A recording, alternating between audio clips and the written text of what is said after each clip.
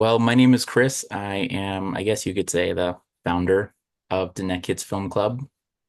And what the Net Kids Film Club is an Indigenous-centered film community dedicated to promoting filmmaking and exposing film scholarship as career trajectories for young Indigenous adults. And what the Net Kids is currently highlighting right now is the horror genre as a vessel for creativity, assessing Indigenous language and cultural expression, all while deconstructing colonial storytelling.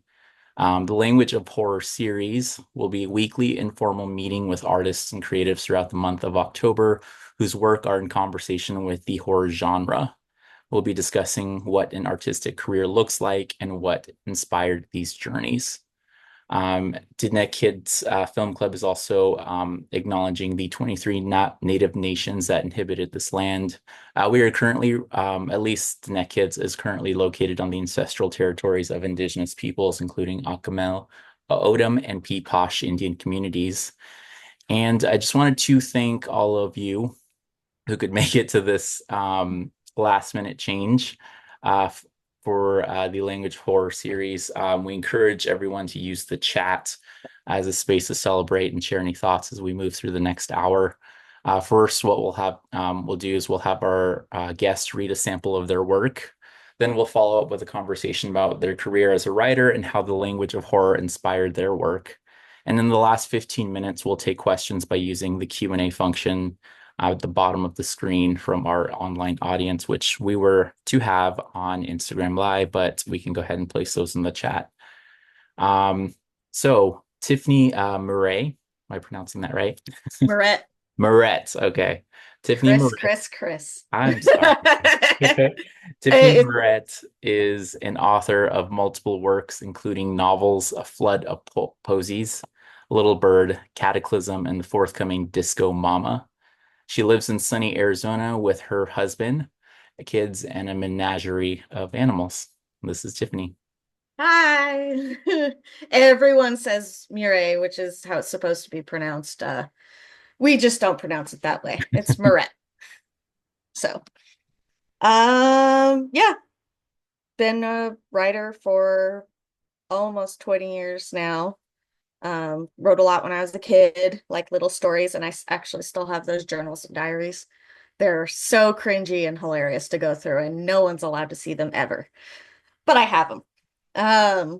So yeah, I can start reading if you want. Yeah, So go I'm for it. gonna I'm gonna read briefly from Cataclysm, which was released earlier this year. Very, very small release with a small press called Spaceboy Brooks. I highly recommend them, not only because they published me, which I think is pretty cool. I have purchased and read a couple of their books by other authors that I never would have heard of ever because they're so small. And man, they've got some bangers on their roster, like Pam Jones. Let me tell you, she's probably one of my favorite authors now. Never would have found her if not for Spaceboy. So check them out. Um, so just little, I'll be real brief with this.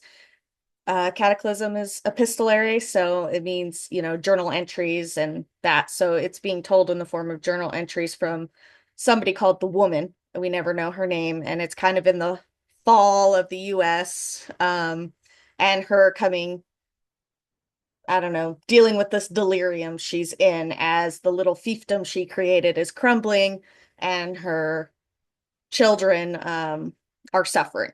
So she refers to her children as eldest and youngest. So she talks a lot about youngest in these entries I'm going to read.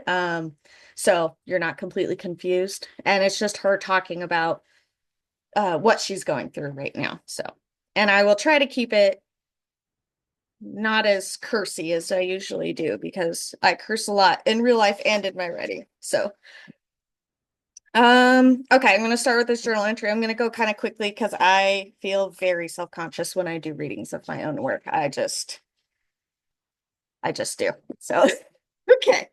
All right, let's start. She says, I'm dreaming of him. Why am I dreaming of him again? Still, why? I can't help but consider it portentous that my dead husband has resurrected himself to me. I see him everywhere. wake up screaming as he looms over my bed, as I know I am sleeping, as I can't move. I wander the house, so quiet now, this machine of a house so full of sullen, tired people, and I see him in the shadows, whipping out of sight the second I face him. I see him hunched over Youngest the way he used to when he would help him with his math homework. I see Spouse, which is what I call him, pointing at the screen, uh, one clawed hand gripping Youngest's shoulder. The glow of the computer screen dies on Spouse's skin as if he is a black hole absorbing it all. Youngest's hair lifts from his scalp, drawn into the pull of it, and I scream and scream, thinking it might disappear just like his brother. Then I wake up. I don't know why I'm dreaming like this now, or maybe I do. I just refuse to say it aloud, won't even write it, as if the definition would give it power. I'm becoming superstitious to a delirious degree. I don't think I am the same. I know I'm not the same. No one would be after everything that has happened. The problem is that I can no longer explain myself to myself. My actions operate outside of my logic, and I can't piece them together anymore. I think I'm slipping, and Spouse is here like a nail in a coffin, a threat, an answer, I suppose. I think he's telling me that I'm close to home again. Every night I wait for him to extend a hand, and I don't know what I will do when he does. And let's see. There was one that I really liked that I wanted to read.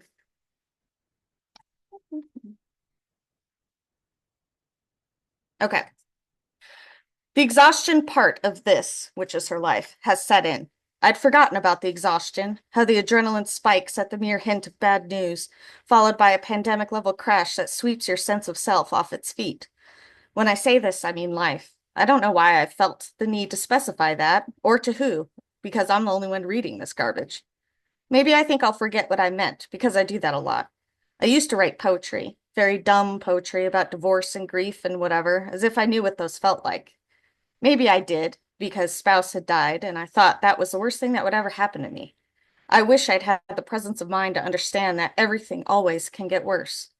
Though I suppose one must live a worse life to know it. And is there ever an end? Does it always get worse? Or is there a bottom? One singular creature peering at the rest of us, eyes lit up like a cat, all green and judgmental, screaming, "This is the bottom, you dumb fucking slut." I'm probably being dramatic. I do that a lot too. Youngest doesn't eat anymore. Neither do I. We both drink coffee with a little bit of protein powder in it. At least that's what I assume it is. We can't sleep. We don't want to sleep. Now both of us are seeing ghosts. Youngest doesn't see his father like I do. He won't tell me who he sees. I asked if it was Eldest, his brother, and he kind of shook his head in a way suggesting he knew that I'd asked that. And so he also knew he needed to deny it before I lost whatever remained of my mind. Then again, he could have just been strung out like I am, not sleeping. We need to sleep. We keep seeing shit, not sleeping only makes that worse. Spouse's neck is so long, like a comic book character, but without any of the whimsy. He seems so tired, like his head is too heavy, and the mere act of keeping it atop his shoulders is too much, so it stretches as it lolls toward the ground, gravity stealing all the firmness in his spine. His eyes are dark, empty sockets. He fiddles with things in the dark. I hear him whispering shit. Gibberish, mostly, like he's speaking to himself in his sleep.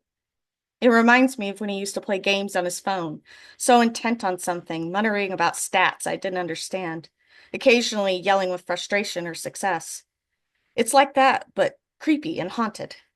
I yell at him to go away, but then he freezes, which is much worse. And sometimes he turns to stare at me. When he does that, he doesn't stop, just stares and stares, getting closer to my face every time I blink until he's right there, two black nightmarish orbs watching me silently, a challenge. I close my eyes so I don't have to see him, but I can't sleep. The sensation of being watched buzzes around me and it's loud, too loud. Sometimes I can only sleep to the sound of muttering. Sometimes I wake up and it's Youngest muttering, just like his dad in my nightmares. I don't even know it's real anymore. I don't think he does either. And I'll stop there. So, Awesome. Thank you. All righty. So sounds like you like to write an epistolary form, I did just for that one. just for that one. Yeah, I usually never do. Mm.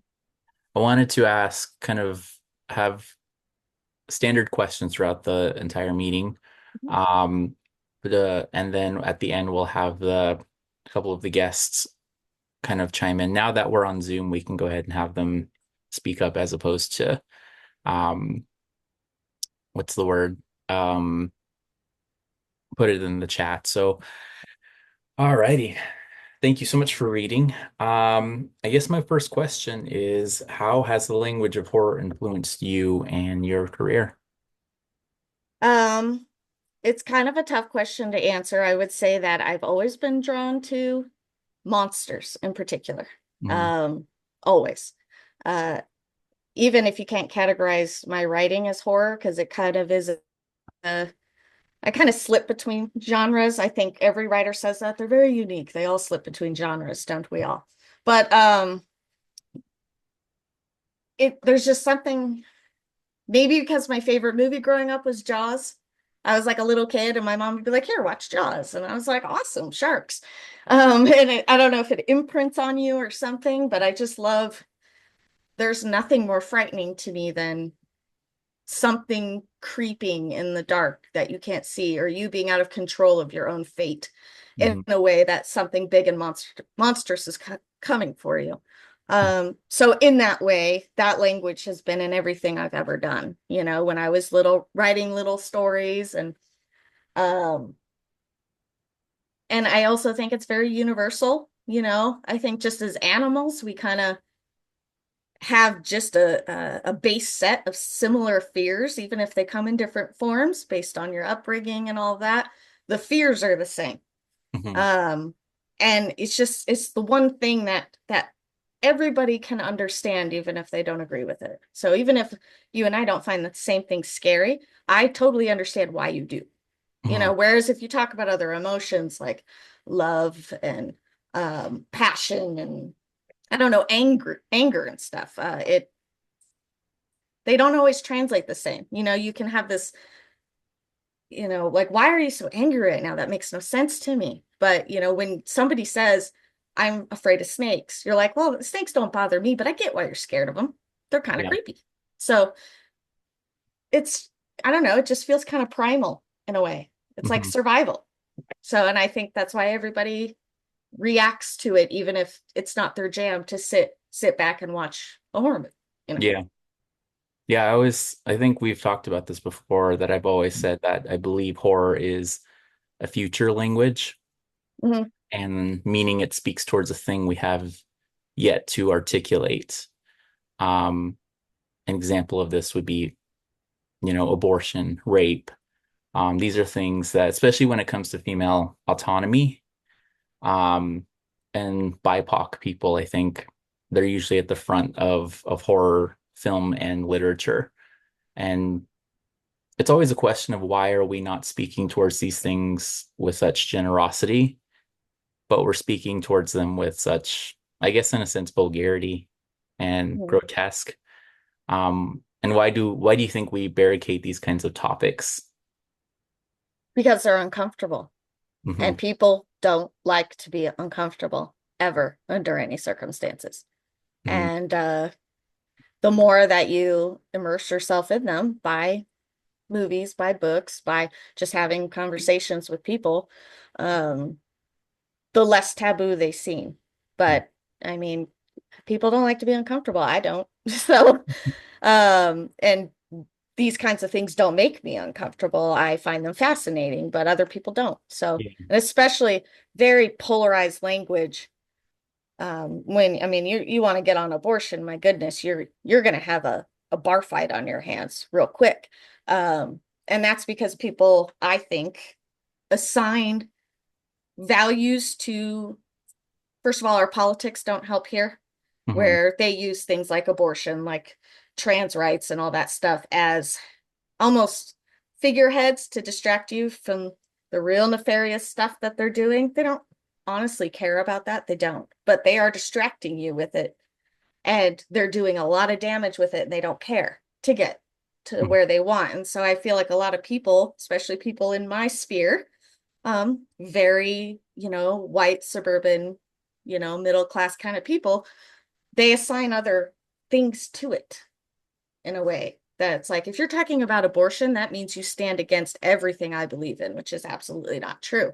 But Mhm. now it's so polarized, that's how it feels. You can have a nuanced conversation with it, and there's a lot of reasons for it. And it starts at the top and it just trickles down into our neighborhoods. Mhm. So it So almost seems like for you, it's a systematic issue as opposed to more than anything, right? I believe that. That's one of the reasons. I think it's a big one. Look at the media we consume. Look at all of that. It's really hard to, I can't even have certain conversations with my own mother or my dad because Mhm. I'll be like, we're out, we're done. I love you, but I don't want to go there. Um, so I don't know. It's just, that could also just be people. Yeah. That could just be people. We can always hope for people to be different or to people to be more accepting, and we should never stop trying for that. Hmm. But I mean, sometimes people are people. Yeah. What is your relationship to horror right now? Right now, horror movies are still my favorite. I mean, I love watching horror movies. I always have. Um, and everything I write has a tinge of some kind of horror, or I don't know, sadness in a way. Hmm. I don't always know why. I don't, I don't. I've tried to articulate it before, like, why do you write these things? These sound so terrible. I'm like, I don't know. It's because that's what I write. There's obviously deeper answers to that, but so yes, I would say my relationship to it is I'm very involved in that kind of sphere, at Hmm. least media wise. Yeah. I just find it interesting, and I think I also really, really like um, books and movies and shows and everything where they do something I wouldn't expect or I wouldn't think of. And I just think it can really be on display with horror, you Hmm. know. Yeah. Not that there's not generic, the tropey kind of stuff that you see everywhere, but sometimes horror movies just go off the chain and I love it, even when it sucks. I'm like, that was dumb, but I had a good time. So I appreciate the bravery sometimes of just going all out with some crazy horror. Hmm. Is there anything currently right now that you're reading or watching that's inspiring your writing? Um, I don't know. I go through phases in a way, especially with writing. So for example, the last thing that I finished was Disco Mama. Um, that it's the most like traditionally commercially horror thing I've ever written. Normally it's um not quite so straightforward, Hmm. but Disco Mama she's just a nasty person. She almost has no redeeming qualities other than, in my opinion, she's very funny. I'm like, thank you. But she eats people. She is destructive to everybody she knows. She will manipulate and take advantage of everyone. And she's just a nasty piece of work. And it was so much fun to write. And so all of that is to say that when I tried to move on to the next thing that I'm drafting after that, I tried to stay in that same zone. I was feeling that. I was having a great time. And I had these big ideas for something, and they just kept sputtering out. Um, so I have like 40,000 words that will probably never see the light of day because it's just like, it's not working. I'm forcing something that's not working. Hmm. And really, what I'm writing now is very mellow, very, I don't know, I guess soft in a way. And I think that's just how I'm feeling right now. So I kind of lost track of your question, but um it I kind of go in waves. So it's really what's working right Hmm. now. And I don't like to pigeonhole myself into one thing. I write what I'm feeling and what I feel like writing, because if I don't enjoy what I'm doing, why am I doing it? Yeah.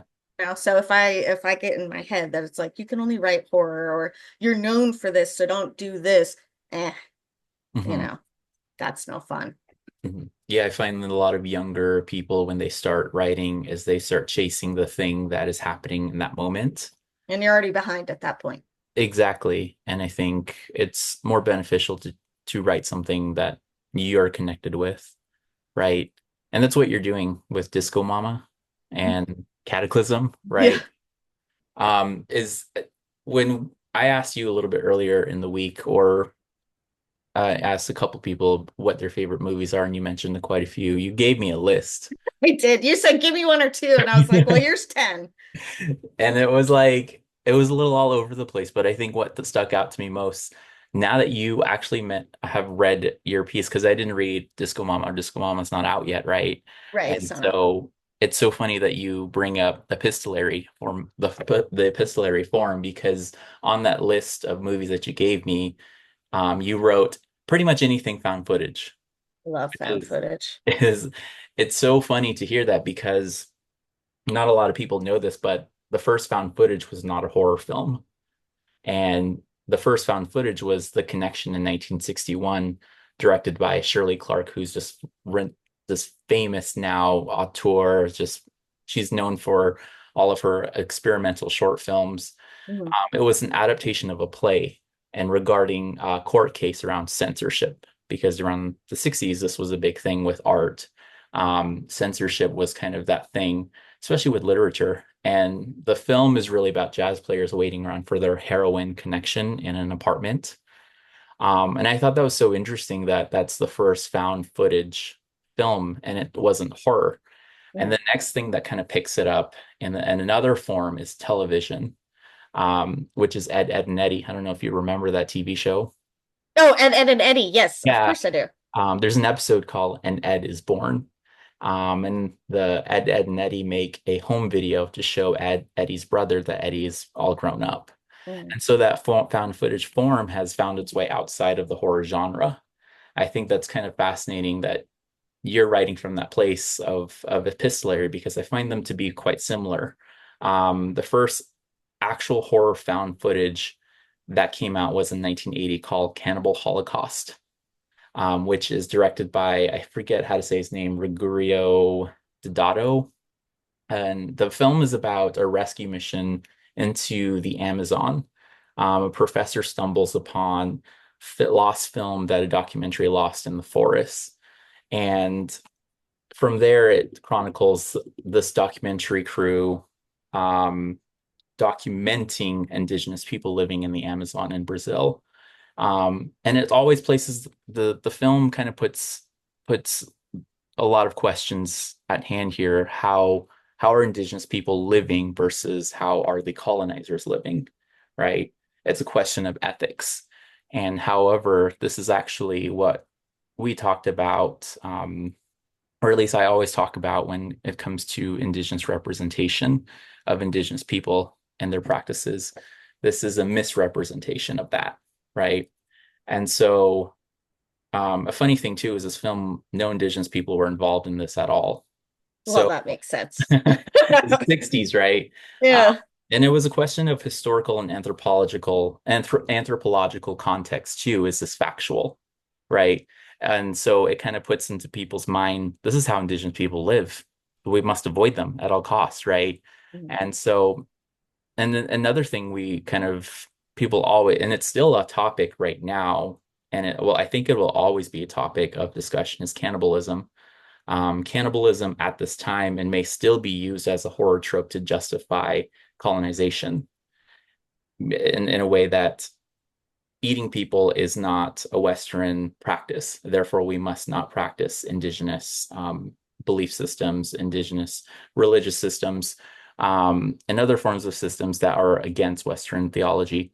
And the film actually made this list that was notoriously by this. I call her a Karen. Her name is Mary something or another. Well, her name's Mary too, so she she made this thing called the Video Nasties Section 1, which is a list of films which cannot be shown in theaters and can no longer be released. And this film happened to be on that list. There was a huge number of lists. It was a bunch of exploitation films during the 60s and through the 70s. But I thought that was so fascinating. And then also came to mind when you were talking about found footage was the McPherson tape. I Um, have seen that. right, yeah. I have. And that same director, I forget his name, actually made a film which nobody can find right now, which is called The Alien Abduction Incident in Lake County. It's, have you heard of that? I think I have. I might be. Hold on, I'm gonna look something real quick. But But these are films that are so interesting because now it has that other element of foundness, right? mhm. And so found footage, and going back to the way that you, Okay, sorry. No, I watched the McPherson tape not probably last year. So no, I haven't heard of the other one that you mentioned. yeah, but they're both films that are very hard to find, and I think that gives to that foundness of quality to it, right? And so, found footage, I believe, has is essentially epistolary, which is the format, the Yeah. form that you took at letter writing. What I think is so interesting about the found footage too is that the marketing is always much more interesting than the film itself. I don't know if you've noticed. And it's Blair Witch Project, Paranormal Activity. Why is it that the need to change someone's behavior, which is what marketing is more enticing than actually having the product in your hand um, and consuming it, right? And so that's a question to ask about that. For that realm. But I always thought that that was so interesting. People who are interested in found footage, I always ask why, because I don't find them very inviting. If Mm. anything, I find them very nauseating. Yeah. Well, I don't have those issues, and I do have family that does. Uh, I don't know really what attracts me to them so much. I love them and I will devour them voraciously. I Mhm. don't care how silly it is. Maybe it's because they very typically delve into things that I find the most interesting Mhm. as far as the horror realm. Yeah. Alien abductions. I'm a total dork for those. I just love those movies. I don't know why. I don't even really, have any strong beliefs about that at all. I'm just like, there's something so utterly terrifying about that to me. Like Yeah.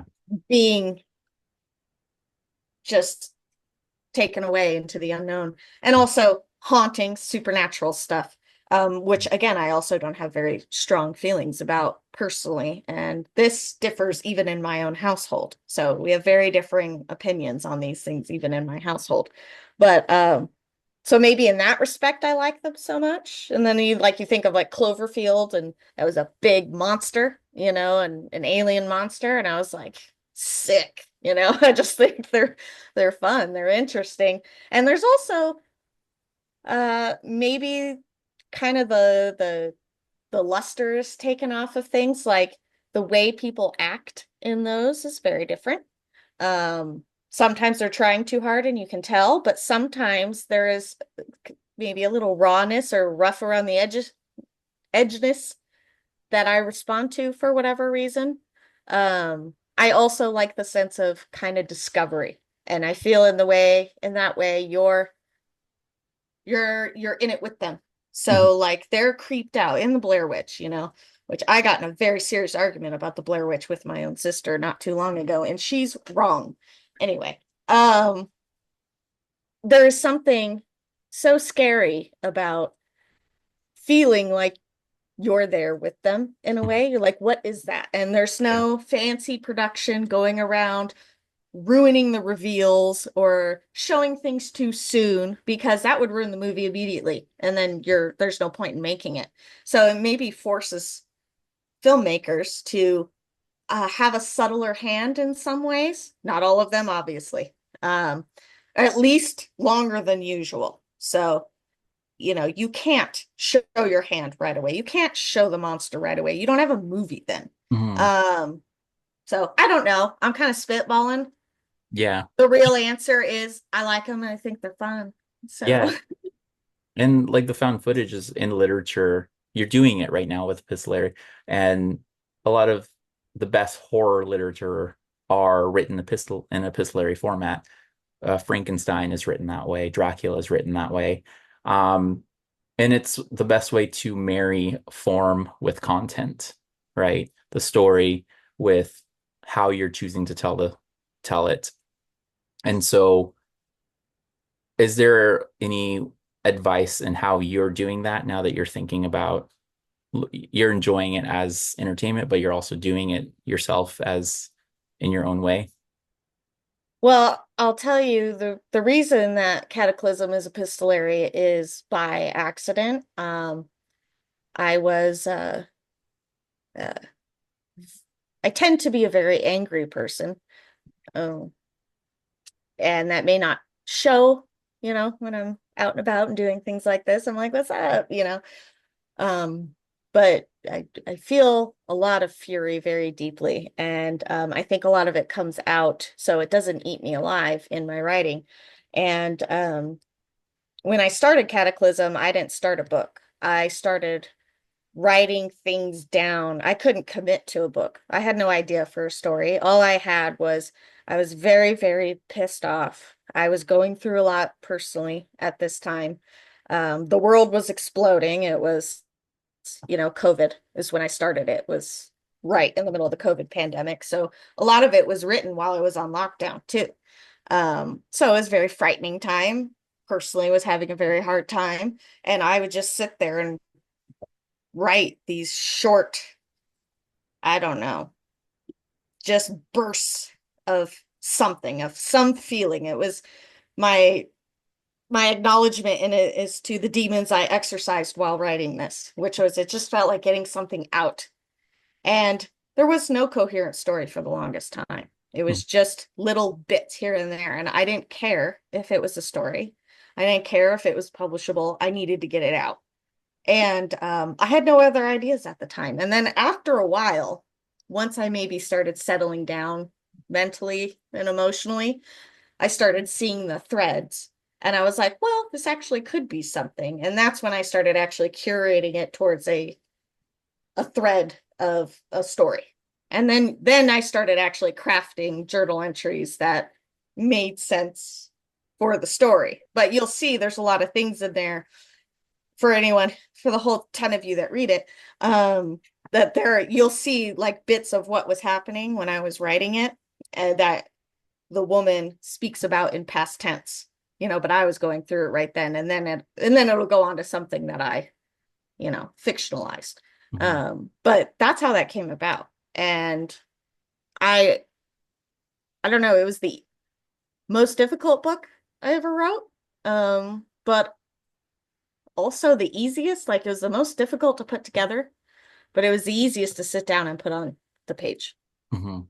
So it was odd. I think I was in a very transitional period, both with my writing and with my life.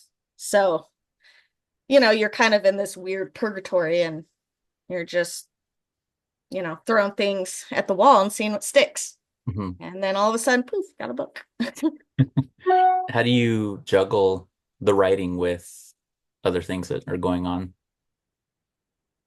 Well, I very strongly believe that if this is the thing you want to do, and I think every single person has this desire to connect or desire to create, just in different ways. Some people do it with clothes and makeup, and some people do it with cooking and food, and some people do it with crafts, and some people do it with just how they arrange their space and their home.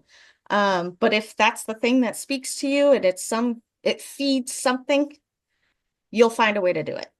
Hmm. So you may be slow. You may not be as productive as you wish you could be. You maybe can't devote as much time to it as you wish you could, but you'll get it done. And that's why we have artists, because we all know it doesn't pay. Unless you are one of the very, very small sliver of the elite, none of us are making money. We know this. I know this. I don't do it because of that, because if I was, I would have quit 15 years ago. Hmm. So I do it because I love it and I like to do it, and I'm going to do it until it doesn't feed whatever hole is inside me Hmm. sufficiently. And then maybe I'll move on. I don't know. But for a couple decades, it's been this, and we'll just keep chugging until I'm done. And I feel that that's the same. If you talk to any writer who's got full-time job, I do, kids, I do. Um, you all have lives and stresses and things, pressures put onto you that make it so you get home and go, boy, I really thought I was going to write today. And now I'm not because I'm going to stare at a wall and just decompress. Everyone has that, but you always end up going back to it, even if you take breaks. Hmm. So you'll always find your way back. And I always have. Any advice for people who want to pursue writing? Don't pigeonhole yourself Hmm. and do it because you love it. And don't put too much pressure on yourself. I mean, social media irks me to all degrees, especially with writers. And that's because obviously, who am I talking to on social media? Other writers. I'm just as irritating as they are, but I'm me, so I think I'm right. Um, they there's so many things that is, especially from publishers and editors and agents, and then your fellow writers that while what well-intentioned sometimes, that's a big sometimes, it just puts these restrictions on it Hmm. that don't need to be there because isn't this artistic? Isn't this our way to express something?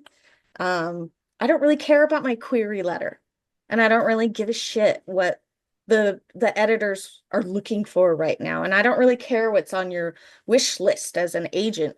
Now, I could be jaded because I don't have an agent, but grain of salt.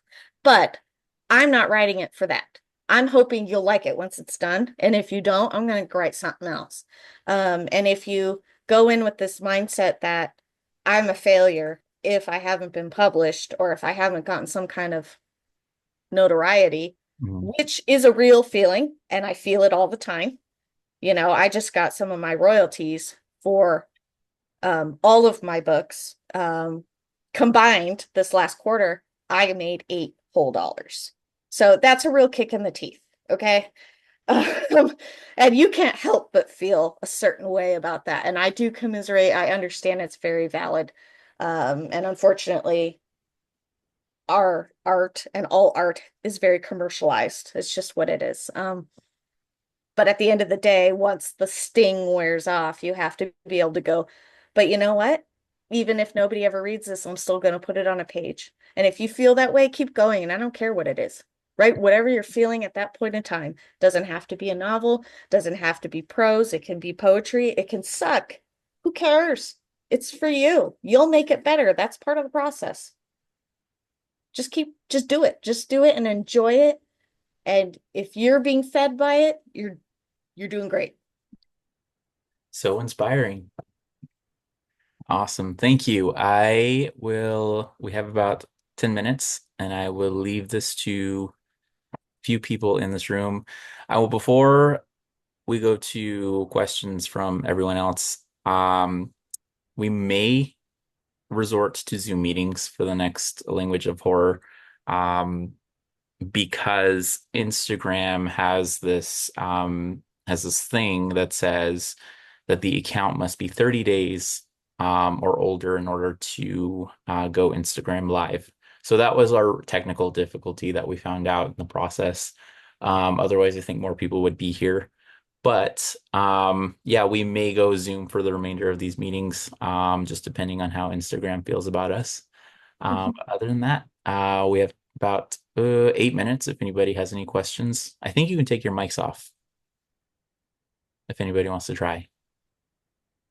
And if no one has questions, I'm happy to rant and rave about whatever your topic of choice is.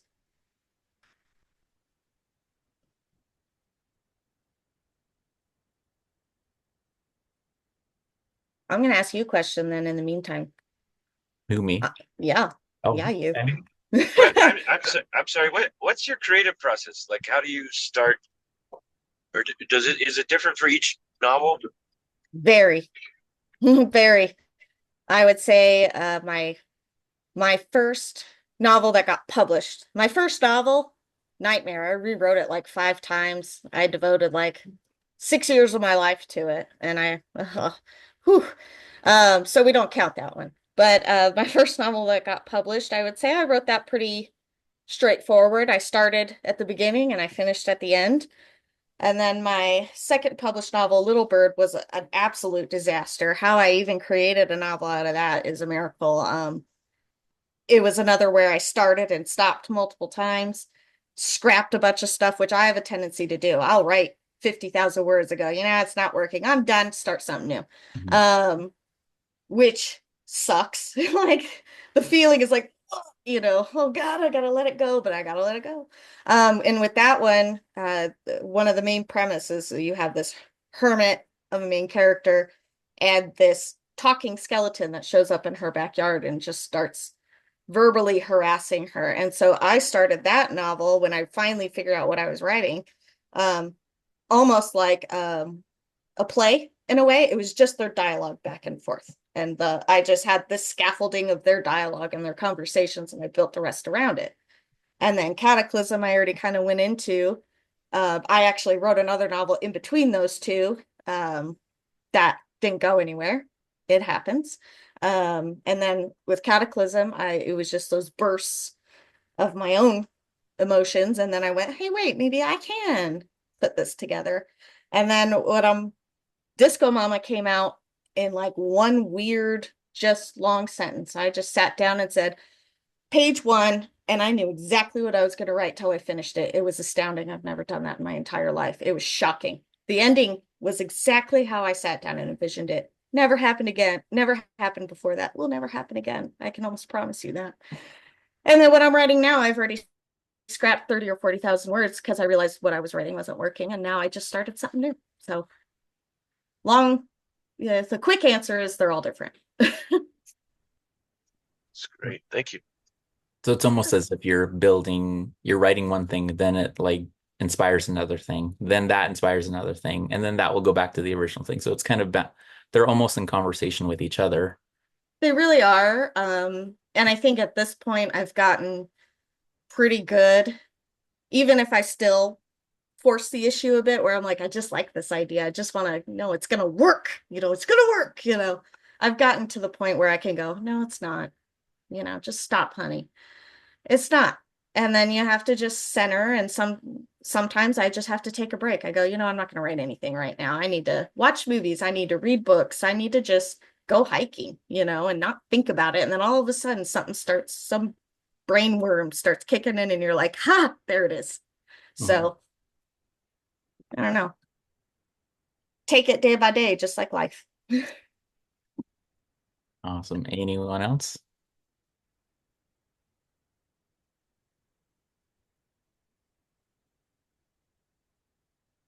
Chris, I do have a question for you. What's your question? If you had somebody come to you and say, I want to get into horror, what should I start with? What would you say? Movie wise. Movie wise. Movie wise. Ooh, that's a hard one. Haha. You can get back to me later, but Um, I don't know. I think it depends on what aspect of it you want to do. Because when it comes to writing, I think I always say refer to A Quiet Place screenplay, the screenplay for A Quiet Place. The structure of that is so interesting. It masters the form of screenwriting, but it also breaks it. Mm, So if a writer is going to do that, I would say take a look at that screenplay and then look at it in comparison to a drama because it's in terms of word count, I think dramas are always super jam-packed. They're almost like 200-page scripts and they shouldn't be. Um, Horror should be a solid 90 minutes. I think all movies should be solid 90 minutes, but horror especially. I hate when I look at a movie on Netflix or on streaming and I see like an hour and 39 minutes. I'm like, oh my God, that's too long. Like, see, um, that's interesting. and I don't even consider it as a possibility of watching it that night. But for cinematography and directing, those are completely different questions, I think. Mhm. Yeah, they're all different things to look at, I think. I think I like your answer though. I never even considered like looking at what the screenplay actually looks like for A Quiet Place. That's gotta be It's you can Eye-opening. yeah, you if you read the screenplay, it's online if you search A Quiet Place PDF. And you go through the screenplay, there'll be a page that'll just be one word in the middle of the page, and then you'll be it'll read just That's like so how the movie cool. is. That's so cool. And so yeah, that's really cool. And I think people, especially fiction writers, and that I think it's a practice of poetry. I feel like, but I think fiction writers can really pick up a lot in terms of how they could use space on a page. And so I think that's always interesting. I tried doing that one time, and then I sent out a script, a short horror script, and then it got rejected. I revised it, and now it's finalized somewhere. And it's so weird. Um, but yeah, I think screenwriters should really, screenwriting as in general should have, has been, it's been done the same way for years. And I think it needs a new kind of fresh way to be done. Yeah. Anyone else have any other questions?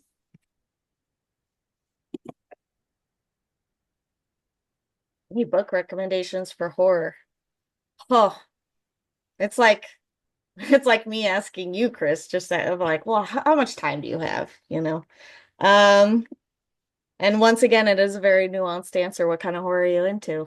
I personally don't like it. I don't like splatterpunk. I don't like that kind of stuff when I'm watching movies either. I just, one, I do get physically ill seeing certain gore. But so I would never have a recommendation in that arena, really. Most of my favorite horror books are very either psychological and very ghosty or a monstery. So, gosh, what's one of my, we've had this talk, Chris, where we sit there and I'm like, have you read this? You know, Our biggest connection was Monstrio by yep. Gerardo Samano Cordova. Oh, I love that book. That was I guess it's not really a horror recommendation, but the book blew my mind and it is very horrific, and that is Hurricane Season by yes. Fernanda Melchor. It's a Um, translation too, so that's yes, which is just astounding. mhm. I have no idea how they translated that. I mean, it's just a miracle of a book.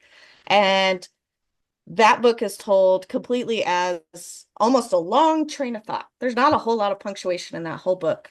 Yep. And it is very off-putting at first when you first sit down. But as I read it, I was blown away because I was like, they let her do that? Like they just let her do that? That is amazing. No paragraph breaks at all. Yes, loved it. Oh my gosh, loved it. So that's a tough read though. That one I couldn't read in one sitting. If I you would don't say read it, it's on Netflix too. what? It's adapted on Netflix. Came out like last year. What? Yeah. I did not know that. It's an hour and 32 minutes, I believe. Oh.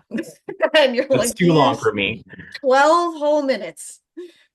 I gotta look at my thing. I gotta say something, my goodness. What did I just read? Oh, anything by John Langan. I do love him.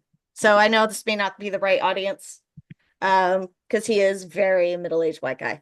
But darn is he a phenomenal writer. And The Fisherman was amazing. The Fisherman was so good. I loved it. And he's just so competent. When you read his work, you're like, I can relax. I am in the hands of a very talented author. I know they're going to take me where I need to go. So you can just kind of, for me, turn off the writer brain where you're just like, ugh, you could just like, I'm a reader right now. This is amazing. I love John Lang. So Mm, awesome. Well, I believe that is it. Again, I'm sorry about the whole Instagram thing. I had Tiffany on here for like probably 30 to 45 minutes before we went on, just chilling in the background. But yeah, thank you guys so much. We will come back again next Wednesday with Stephen Luna. He's a filmmaker, so we will be discussing a lot of filmy techie things. I think he's a really techie guy. So, anything else from you, Tiffany? no, I would love to come next week and listen to what you guys have to say because film is not my medium, so I find it very interesting to hear other people talk about it. So, Awesome. and thank you everyone for listening to me rant. I appreciate that. Awesome. All righty. Well, good night and thank you, everyone.